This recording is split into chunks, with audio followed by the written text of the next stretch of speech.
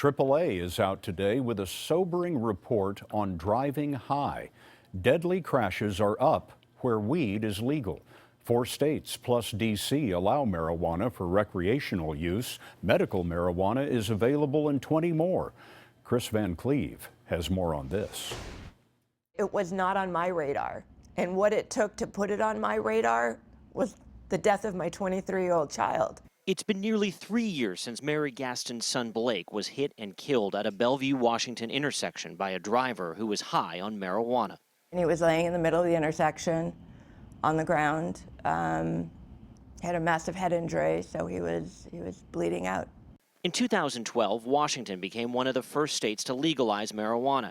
Now, a new study by AAA found the number of fatal accidents involving drivers who'd recently used pot more than doubled between 2013 and 2014.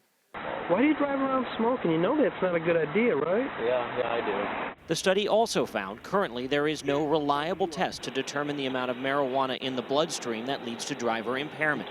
Jake Nelson is the AAA Foundation's director of research. Biologically, cannabis and alcohol are very different. And I think policymakers trying to do the right thing are trying to establish something like a 0.08 for cannabis, and there's just not science to support it. Researchers instead encourage training officers to detect drug impairment.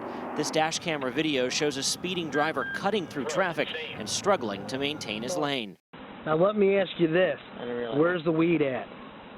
I'm going to give you one chance to answer me honestly. Officer, honestly, yeah. To be honest, I smoke, and I just finished smoking my marijuana, which is probably why you smell it.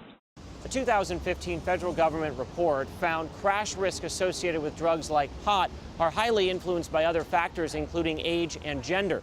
Scott, more than a dozen states are considering measures to legalize marijuana. Kris Van Cleave, thanks.